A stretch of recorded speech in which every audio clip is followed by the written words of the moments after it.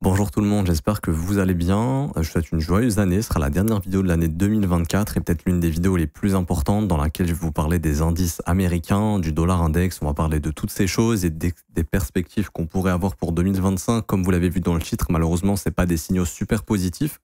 Tout ça à prendre en compte sur le marché crypto. J'en parlerai juste après.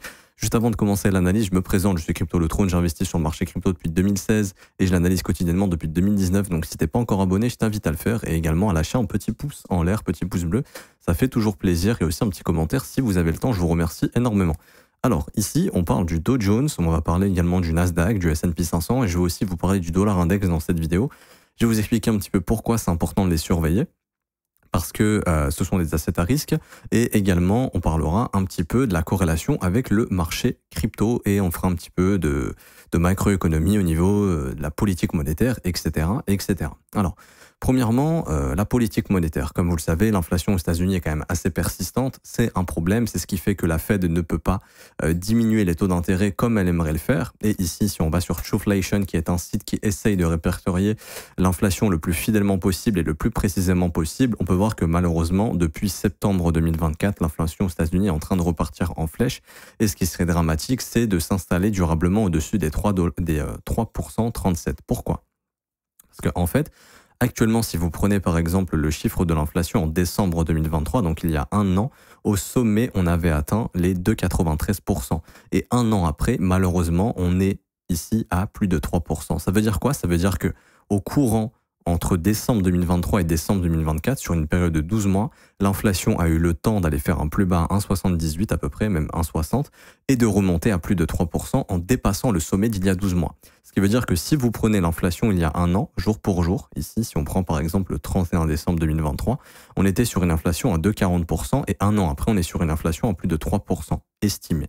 Ça veut dire que l'inflation ne régresse pas. Et la Fed a commencé à baisser les taux d'intérêt, je crois de mémoire, en septembre 2024 ou en août. Enfin, je crois que c'était en été 2024, donc il y a peut-être 3-4 mois.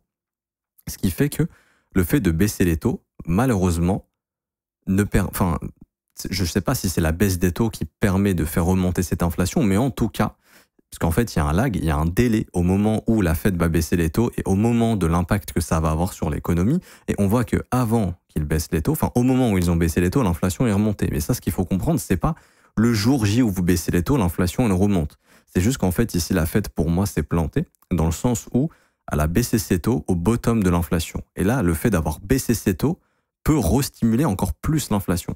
Et c'est ce qui fait que là, on va avoir peut-être au cours des 2-3 prochains mois les impacts de la baisse des taux de l'inflation dans l'économie. Ce qui fait que l'inflation, malheureusement, pourrait continuer de remonter. Et ça, c'est vraiment pas positif. Et c'est ce qui fait que justement, maintenant, la Fed est bloquée. Elle ne peut pas baisser ses taux parce que l'inflation est en train de trop remonter. Et également, elle aurait de l'intérêt à baisser ses taux si jamais le PIB américain, tous ces chiffres-là n'étaient pas bons, sauf que le PIB américain est en très bonne santé encore, il est encore très positif. Le chômage n'a pas encore explosé aux États-Unis, donc ça c'est les chiffres du Japon, mais si je vous montre rapidement le GDP ici, la croissance du PIB américain, alors, où est-ce qu'il est? Tac, tac, tac, tac, tac, hop, ici. Vous voyez bien que le PIB américain est encore très fort. On est depuis plusieurs années entre 2 et 4%, donc c'est un PIB qui est encore super fort.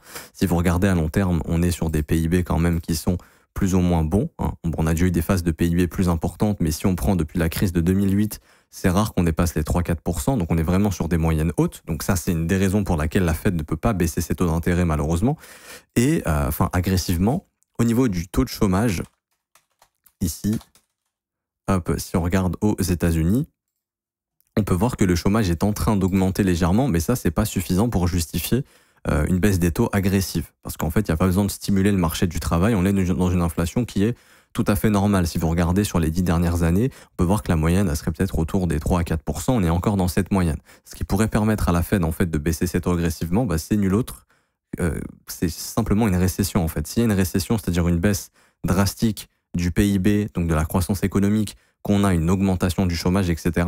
Ça, c'est ce qui pourrait permettre justement à l'inflation de freiner énormément et du coup à la Fed de baisser les taux d'intérêt pour restimuler l'économie sans mettre trop de pression sur l'inflation.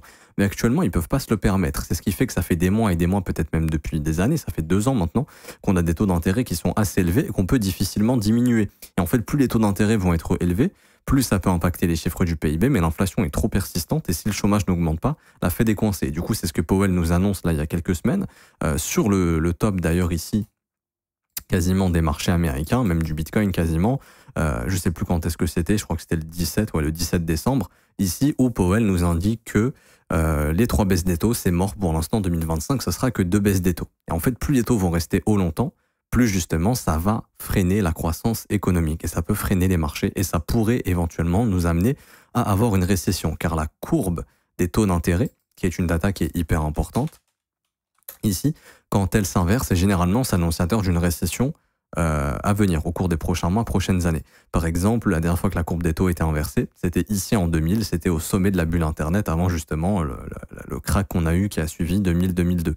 Ensuite, on peut voir que la dernière fois que la courbe des taux avait été inversée, ça avait commencé en février 2006. Ça veut dire quoi? C'est-à-dire que les taux à court terme sont égaux ou supérieurs aux taux à long terme. Ça veut dire quoi en gros? Ça veut dire que les banques, quand elles vous prêtent de l'argent, elles font très peu de profit. En fait, carrément, leur risque à elles de prêter de l'argent aux particuliers et aux professionnels, il est trop important. Ce qui fait que les banques prêtent de moins en moins et en fait, moins il y a un emprunt, moins l'économie est stimulée et plus l'économie a des chances au cours des mois et années à venir à rentrer en récession. Du coup, ici, c'est ce qu'on peut voir, où la courbe des taux était complètement inversée de 2006 à 2007 et ensuite, il y a eu la crise des subprimes en 2008. Alors, c'est différent, bien évidemment. Ensuite, on peut voir que ici, on a eu une courbe des taux qui avait commencé à s'inverser juste avant le Covid, ici. Alors, c'était très léger. Je crois que c'était en 2019, peut-être. Là, très légèrement. Ça avait commencé. Pas totalement, mais on y était quasiment. Il y a eu un petit reset du marché, ici. Là, vraiment, les taux commençaient à se rapprocher. Bon, après, il y a eu Covid. Les taux étaient très bas, donc c'était magnifique. Sauf que là, la courbe des taux est complètement inversée depuis à peu près novembre 2022. Vous voyez, les taux à court terme, ici, sont bien au-dessus des taux à long terme. Et donc ça, c'est généralement une économie qui peut être en difficulté. Et là, on voit que cette courbe des taux n'arrive pas à s'inverser de nouveau. Alors là, elle est redevenue normale, entre guillemets.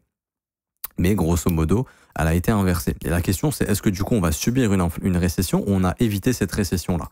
Et ça, techniquement, c'est le marché qui peut nous le dire. Alors, graphiquement, le marché peut changer au cours des semaines, mois, etc. Moi, je vais vous montrer des signaux qui peuvent nous indiquer ce sur quoi il faudrait se préoccuper d'un point de vue technique. On ira voir le Dow Jones, le S&P 500, le Nasdaq. Mais également, c'est les datas économiques les plus importantes. Et pour l'instant, il n'y a pas trop de signaux qu'une récession est en train de pointer le bout de son nez, parce que le chômage reste encore assez bas.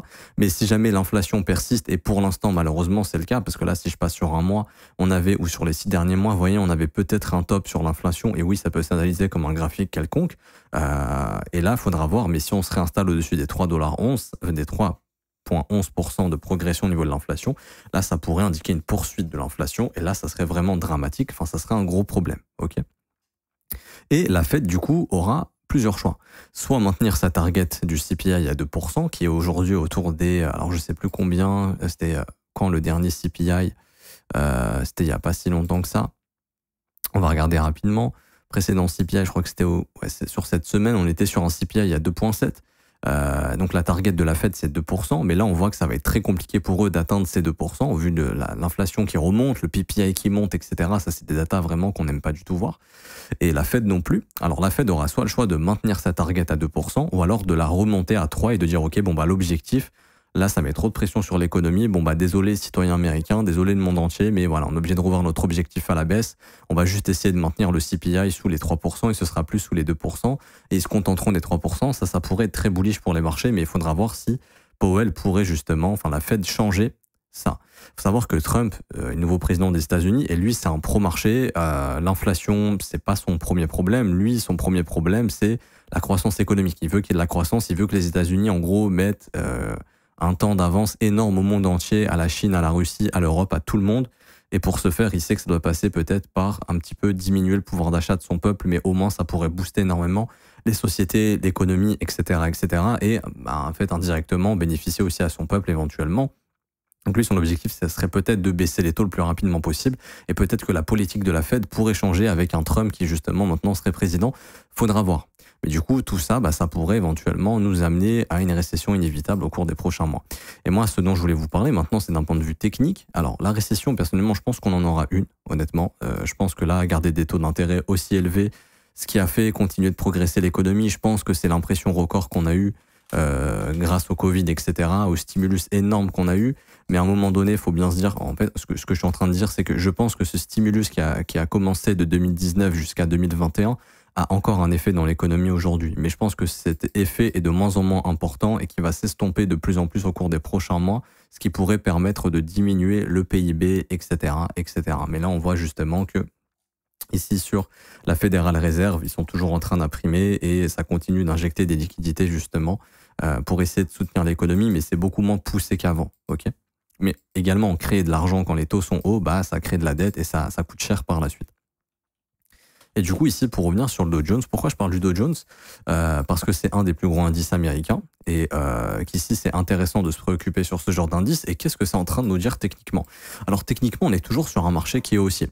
Ça veut dire quoi? Ça veut dire qu'ici, grosso modo, le Dow Jones, il est toujours dans une dynamique qui est haussière. Pourquoi? Parce qu'il enchaîne toujours des creux ascendants, il enchaîne toujours des sommets ascendants. Sauf que ici, on peut noter que Powell a sorti une news qui était pas trop bullish pour les marchés. Alors, où est-ce qu'il est? Enfin, où est-ce qu'elle est la flèche? Ici, tac, tac, tac. Bon, c'est pas grave, mais grosso modo, ici, voilà, Powell, il nous a dit FOMC 2 baisses au lieu de 3. Et depuis, on est en train de pricer tout ça. Sauf que la question, c'est est-ce que c'est juste un pricing dans une dynamique qui est haussière ou est-ce que c'est clairement le changement au niveau de la dynamique du marché ici? Et si c'est le cas, en fait, ici, on pourrait avoir ce qu'on appelle un breaker. C'est-à-dire que si le prix vient s'installer sous ce plus bas, on aura un breaker weekly ici sur le Dow Jones. Et qui plus est, un breaker, c'est aussi un market structure shift. Ça veut dire qu'en fait, c'est un changement dans la structure du marché. On passerait d'un marché haussier à un marché qui casserait son précédent creux et qui pourrait le forcer à former un sommet descendant et à passer dans une dynamique baissière. Exemple, sur le sommet, ici, c'est exactement ce qui s'est passé, où on a eu la cassure du précédent creux, ici, qui nous a ramené dans un marché baissier à peu près de février 2022 jusqu'à octobre 2022. Donc on a eu plusieurs mois un marché baissier sur le marché américain. On avait pricé les hausses d'inflation, la baisse des taux d'intérêt, etc., etc. Et la question, du coup, c'est est-ce qu'on est quelque part par là sur un éventuel top où le Dow Jones et les indices américains pourraient retracer? Si c'est le cas, on pourrait éventuellement, courant 2025, si jamais ce signal se valide, je pense à les revisiter. Et je pense pas qu'on ira très très bas, mais je pense qu'on pourrait revisiter, par exemple, la zone de rechargement de toute l'impulsion qu'on a eue de 2023-2024, enfin de 2024 du coup, de fin 2023 jusqu'à fin 2024, donc sur les 14 derniers mois à peu près ici, un retracement dans une zone de rechargement ici pour venir poser un bottom long terme en 2025 et repartir plus haut. Parce que je pense clairement pas que l'économie américaine est sur un top définitif. Au cours des 5-10 prochaines années, je vois les indices beaucoup plus hauts personnellement. Mais voilà, des fois il y a des années de reset, 2022, ici un petit reset en 2020, ça arrive des fois 2018. Bah là peut-être que 2025 pourrait être une année de retracement, ok, au vu des galères qu'on pourrait avoir macroéconomiques, et du coup ça pourrait nous ramener sur un Dow Jones entre les 37 000 et 34 000 si jamais la dynamique s'inverse avant de repartir bullish probablement en 2026. Donc ça c'est sur le Dow Jones, donc c'est super important d'observer ce signal s'il se confirme. Pour l'instant on voit qu'on est en train de faire quoi? On voit qu'on est en train de travailler justement l'imbalance du dernier mouvement. Là c'est vraiment la zone qu'il faut maintenir, parce que si le prix perd l'imbalance, si le prix perd cette imbalance ici, là on aura clairement éventuellement la possibilité de former le breaker, qui confirmerait le retournement de la tendance potentiellement ici sur le Dow Jones. Et ça serait vraiment pas très bullish, ok? Ensuite, le Nasdaq. Ici, si on regarde le Nasdaq, on peut voir que le Nasdaq est plus bullish, c'est-à-dire que lui, il serait pas dans l'optique là tout de suite d'aller nous chercher un breaker ou un changement dans la structure du prix en weekly.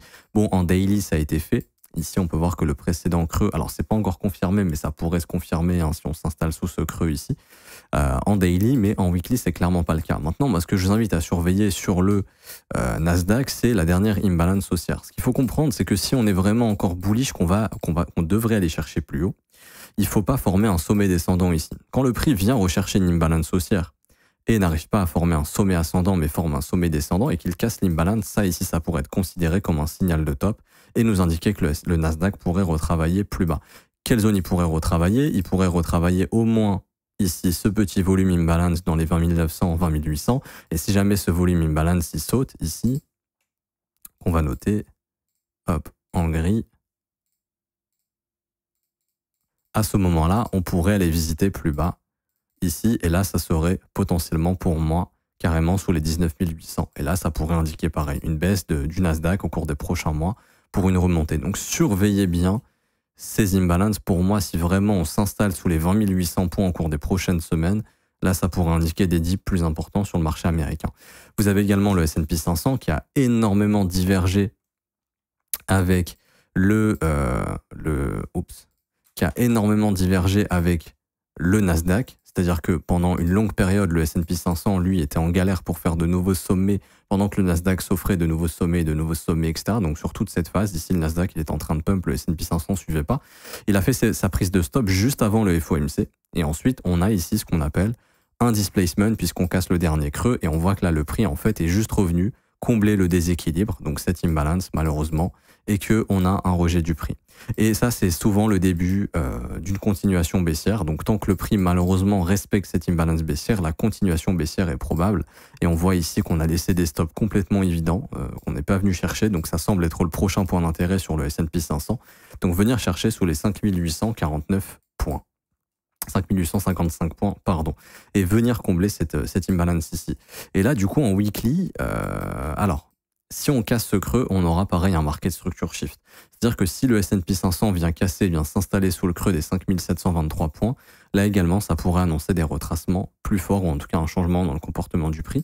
Même ici, en réalité, en weekly, le vrai signal, excusez-moi, ce serait plutôt la cassure de ce creux, qui nous ramènerait du coup au minimum entre 5600 points et 5700 points.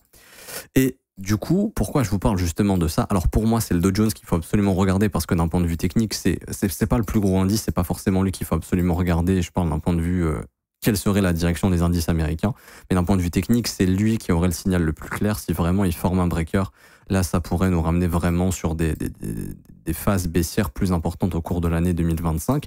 Et c'est quoi la corrélation avec le marché crypto? C'est que le marché crypto est très corrélé aux indices américains. Ce qu'il faut comprendre, c'est que, par exemple, ici, j'ai un graphique où j'ai la corrélation ici des assets à risque et des risk-off. Donc ici, on a le gold, les bonds, etc. Et ici, on va avoir du coup le BTC, le marché américain. Et en fait, ce que je vous montre, on peut même avoir le pétrole ici. Et en gros, ce que je vous montre, c'est ici, vous voyez, il y a une corrélation qui est quand même assez importante, où quand les marchés américains sont haussiers, ça pump. Quand on dump sur le marché américain, on dump sur le marché crypto. Comme ici, vous voyez, ça dump, le marché crypto dump, etc. Quand il y a des dumps sur le marché indice, on dump. Et là, on peut voir qu'on est assez corrélé puisque les deux ont topé en même temps. Les deux ont fait exactement la même chose. Et là, on voit que Bitcoin est même plus faible parce que pour le coup, ici, le S&P 500 n'a pas fait encore de nouveaux plus bas. Lui, Bitcoin est déjà revenu sous ses plus bas. Donc, on voit que Bitcoin faiblit un petit peu plus, ce qui est normal parce que pour des institutions, sachant qu'il y a les ETF maintenant en plus de ça, ce qu'il faut comprendre, c'est que les institutions, elles vont toujours mettre Bitcoin sous les indices américains en termes de risque. C'est-à-dire que par exemple, si on faisait la pyramide du risque, vous allez avoir les indices américains tout en haut, vous allez avoir les grosses actions américaines légèrement dessous, et vous allez avoir le Bitcoin maintenant, je pense, sous cette échelle, ici. Donc c'est pour ça que si tu cherches à dérisquer ton portefeuille, tu vas d'abord dérisquer ce qui est le plus risqué, donc le Bitcoin, avant d'aller dérisquer les indices et les actions, et c'est pour ça que, déjà que le Bitcoin est moins liquide que le marché indice et actions, et du coup, c'est ce qui fait que également, c'est pour ça qu'on a un Bitcoin qui chute un petit peu plus que les indices en ce moment. Il suit le même mouvement, mais avec un momentum un peu plus agressif. Et quel est le signal qu'on est en train d'avoir? Pour moi, c'est l'un des pires signaux qu'on est en train d'avoir et qu'il faut surveiller absolument. C'est le Nasdaq, le dollar index qui est en train de casser un range à la hausse depuis des mois et des mois. C'est-à-dire qu'on est dans ce range depuis février 2023 et on a eu une prise de stop avant d'aller chercher la cassure ici. C'est-à-dire qu'on est venu chercher les stops de ce plus bas avant d'aller faire le breakout. Et ça, c'est l'une des choses à surveiller.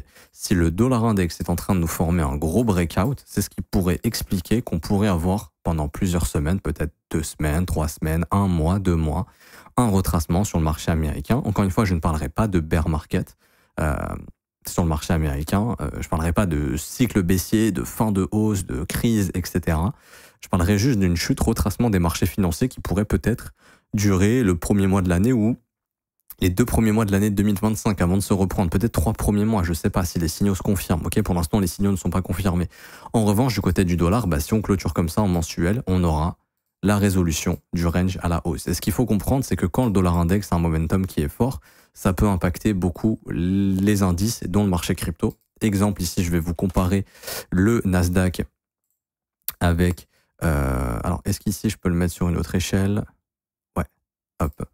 Ici, je vais vous comparer le Nasdaq et le dollar index. Et en fait, les deux peuvent évoluer dans la même direction. Des fois, ça arrive que le Nasdaq et le dollar index pumpent ensemble. On peut voir que c'est le cas actuellement. Vous voyez, les deux sont en train de pumper ensemble, il n'y a pas de problème. Par contre, c'est sur les phases où le momentum est très fort sur le dollar index, c'est là où le Nasdaq peut avoir une difficulté. Par exemple, ici, on a eu un momentum super fort sur le dollar index, c'est ici que ça a causé du tort au Nasdaq. Et la question, c'est est-ce que le fait qu'on soit en train de breaker ici va causer du tort au marché américain? Et je dirais plus, du coup, là que le signal à surveiller serait du côté du Dow Jones. Est-ce que le fait que ici le dollar index, et donc là je vais vous comparer les deux, hop, ici, enfin pardon, je vais juste revenir sur le dollar index, hop, avec sa cassure, et ici je vais vous mettre le Dow Jones.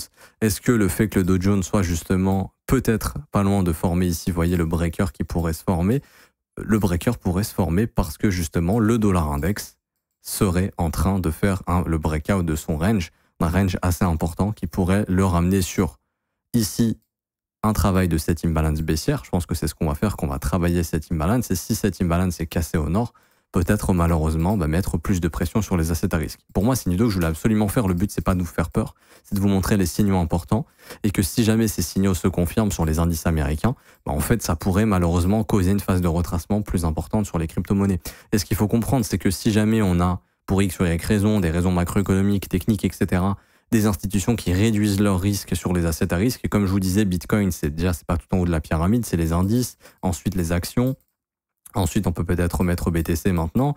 Et vous doutez bien que les altcoins, c'est tout en bas de la pyramide. Donc, des institutions qui auraient des altcoins pourraient s'en débarrasser parce qu'en termes de macroéconomie, ça ne sentirait pas bon. Ils pourraient dérisquer leur portefeuille. Ok.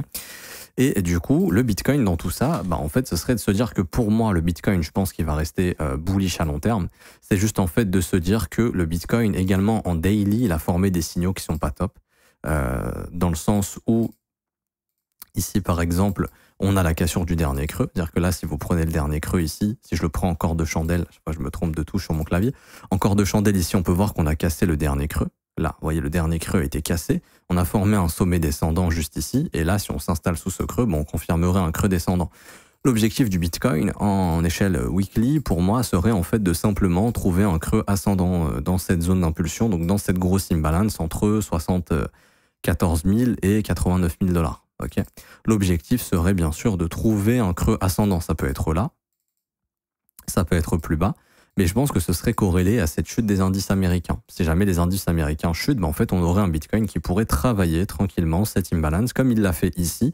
Alors ça pourrait durer plusieurs mois, ça pourrait durer 2 mois, 3 mois, ça pourrait durer 1 mois, ça pourrait ne pas arriver, mais en tout cas, ça pourrait éventuellement se faire. C'est-à-dire que Bitcoin pourrait retracer pour simplement travailler ces imbalances avant de faire sa prochaine impulsion haussière. Et ça serait corrélé avec peut-être un dollar index qui aurait un momentum fort et du coup un marché américain malheureusement qui retracerait. Et ici pour moi, alors je vais vous donner un petit peu un indice de ce qu'on pourrait observer. Alors ce qu'on peut voir sur le Bitcoin, c'est qu'on a 2 breakers ici. Vous avez un breaker bullish qui s'est confirmé là. Là je suis en mensuel, c'est super puissant. Et vous avez également un deuxième breaker bullish qui s'est confirmé ici. C'est de se dire que pour moi, tant que le Bitcoin ne retourne pas sous ses breakers, il y a RAS. Et je dirais même plus que c'est vraiment, tant qu'on ne se réinstalle pas dans le range qu'on a cassé au nord, il y a RAS pour moi. C'est-à-dire que grosso modo, tant qu'on reste au-dessus de cette zone, pour moi, Bitcoin va être dans un bull run. Si on revient travailler ces breakers mensuels, je trouverais ça suspect, mais encore, vas-y, pourquoi pas. Mais vraiment, pour conserver un gros momentum, ce serait juste retester cette imbalance en mensuel et ensuite faire de nouveaux sommets. Moi, je m'attends à ça, personnellement, je vous le dis honnêtement. Par contre, si on réintègre ce range, là, c'est bizarre. Ok, là, ça serait bizarre. Et là, il n'y aurait plus trop de vibe de bull run. On serait plutôt dans un marché qui, justement, va consolider plus bas que ce qui est nécessaire. Puisque même si je vous prends le premier arrêt ici, on était venu retravailler, je vous le dis tout le temps, Bitcoin, 38,2, c'est un niveau extrêmement important. Tant qu'il maintient, on reste dans un bull run. L'objectif, c'est de faire des nouveaux sommets. D'ailleurs, ici, on était venu chercher l'objectif d'extension AB égale CD, c'est exactement ici qu'on a top. Donc c'est normal de voir maintenant le prix consolider un petit peu. Et du coup, si jamais on a des gros retracements à cause du marché américain, on voit que Bitcoin, en fait, ça lui permettrait, si on revient chercher 38,2, de revenir chercher les 73 000 $ et en fait de revenir chercher le point de breakout précédent pour faire ça et continuer sa tendance haussière à long terme. Et lui, ce serait ses objectifs. Si vraiment les signaux baissiers se confirment sur les indices. Pour l'instant, premièrement, les signaux ne sont pas confirmés. Deuxièmement, on a pas mal de data qui vont nous fixer sur oui ou non la réalisation de ces scénarios, possible ou pas, début janvier. À partir de la semaine prochaine, sur le calendrier économique, on a des datas économiques qui reviennent qui sont assez importantes. On a le 7 janvier des datas sur le marché du travail. Le 8 janvier, ADP, NFP. Le 9 janvier, FOMC, enfin le 8 janvier, FOMC. Donc là, on va savoir un peu plus sur la politique de la Fed. Ensuite, jeudi, inscription chômage, le jeudi 9 janvier, bon, ça, on s'en fout. Et enfin, c'est important, mais les datas en ce moment sont très proches, donc on s'en fout. C'est pas les plus importantes. Par contre, vendredi, data hyper importante. Est-ce que les salaires américains augmentent toujours? Oui, non. Et surtout, est-ce que les chiffres du NFP sont bons et le taux de chômage? Par exemple, si le taux de chômage il augmente drastiquement et que le NFP il est dégueulasse, bah là, ça irait de plus en plus dans le sens d'une éventuelle récession et ça, les marchés vont pas apprécier. Par contre, si les résultats sont bons et que Powell pourrait dire, bon, bah, au vu des chiffres du PCE récent, les chiffres qui s'améliorent, on pourrait réenvisager 3 baisses des taux en 2025 parce qu'il est en train de voir que les marchés, ça pue, pour essayer de les rebooster un peu, bon, bah là, ça serait nickel. Ok, ça serait parfait. Donc moi, ça serait le meilleur des scénarios. C'est-à-dire qu'en gros, début janvier, Powell, il nous dit, bon, voilà, on peut réenvisager potentiellement 3 baisses des taux en 2025 au lieu de 2, bon bah là c'est reparti, c'est-à-dire que grosso modo le Dow Jones il fera pas de breaker, il fera probablement ça et on sera reparti et là ça serait le meilleur des scénarios. Par contre si Powell il change pas du tout de discours et qu'au final on se mange un breaker, bon bah là éventuellement attendez-vous à un retracement plus poussé sur le Bitcoin. Pour moi je le redis, un retracement qui ne devrait pas, de mon point de vue, si jamais on a un retracement profond, plus profond que ce qu'on pense, là dans l'idée c'est juste de se dire quoi, c'est entre 82 et 89, cette imbalance avant de continuer, bah, si jamais c'est un peu plus profond que ce qu'on pense, ça pourrait être par exemple plutôt cette imbalance ici si jamais il y a plusieurs semaines de baisse sur les marchés américains avant qu'ils repartent. Bon bah là ça serait plus entre du 80 000 et du 73 000. Quoi qu'il en soit, sur Bitcoin ce sera un achat dip exceptionnel, tant qu'on reste au-dessus des 38,2, on est toujours dans un bull run, l'objectif ce sera de faire de nouveaux sommets. Malheureusement, c'est plutôt pour les altcoins qui sont moins liquides qui peuvent être impactés justement si Bitcoin retrace autant. Mais ça, encore une fois, on verra bien. Pour moi, ici, il y a RAS. Même si on regarde en mensuel, on voit qu'on va former une énorme imbalance mensuelle. Ce qui est le plus cohérent, je m'arrêterai ici pour cette vidéo, bah, c'est bien évidemment d'avoir tout simplement ici le tag de cette imbalance au mois de janvier et peut-être au mois de février également. C'est-à-dire qu'en gros, au mois de janvier soit peut-être un mois baissier avec l'investiture de Trump, celle de news. Et puis un mois de février qui viendrait prendre le plus bas du mois de janvier, et puis qui nous permettrait de repartir ensuite dans quelque chose de bullish pour avoir une reprise du Bitcoin bullish, c'est-à-dire en fait tout simplement être venu travailler l'imbalance mensuel, avoir créé du doute, de l'incertitude, de la peur, exactement comme on est venu faire ici, avant de faire une continuation haussière. Si vous voulez mon avis, c'est le scénario le plus probable. Vraiment le scénario le plus probable. Maintenant, est-ce qu'on va bottom dans cette imbalance à 83, à 88, à 89? Ça se trouve, on va juste venir mécher dedans et repartir direct. Ou est-ce qu'on va retracer un peu plus, créer un peu plus de doute, d'incertitude, de peur, de sentiment de bear market, etc. avant d'avoir le prochain gros rallye qui pourra être tout aussi important? Ça, je sais pas. Ok, mais quoi qu'il en soit, pour moi, Bitcoin long terme, ça reste bull. Tant qu'on s'installe au-dessus des 73 000, il n'y a rien à craindre. C'est juste le marché altcoin qui serait impacté si jamais on travaille cette imbalance ici. Et voilà, je voulais vous montrer ces indices, le Dow Jones, les niveaux à surveiller, etc. pour que vous puissiez voir un petit peu plus clair. J'espère que ça vous aura plu. Si c'est le cas, n'hésitez pas à bombarder les pouces bleus, vous abonner si ce n'est pas déjà fait. Si je vous ai appris des choses, n'hésitez pas à vraiment bombarder les pouces bleus. Merci à ceux qui jouent le jeu. Mettez des commentaires aussi, ça permet de flatter un petit peu l'algorithme et ça récompense le travail qui est fourni. Merci à ceux qui jouent le jeu. Je vous rappelle qu'en commentaire épinglé, vous avez tous les liens importants. Donc, notre système de copy trading, on a les performances tous les jours. Donc là, par exemple, sur une de nos stratégies, on a sorti 4,15% de rendement sur le mois. Enfin, ça dépend. Si pour vous, un R, c'est 1% de risque, bah, c'est 15%. 4,15%. Pour d'autres, un R, c'est 2% de risque. Ça dépend du risque que vous mettez. Bah, ça sera 8% de rendement pour eux. On a les stratégies LIM qui ont encore enchaîné 9 TP récemment. Pour rejoindre le copy trading, c'est le premier lien en commentaire épinglé. Vous vous inscrivez sur BitGet via notre lien partenaire. Vous remplissez ce formulaire. Vous regardez les 4 vidéos de cette playlist et vous serez paré pour le copy trading. Vous conservez 100% des gains. Les fonds restent sur la plateforme de trading. On n'a aucunement la main sur vos fonds. On peut pas les transférer. On peut rien faire. Donc c'est 100% sécurisé. Et pour ceux qui veulent se former à mes côtés, rejoindre mon école, ça se passe juste ici. Rejoindre mon école de trading.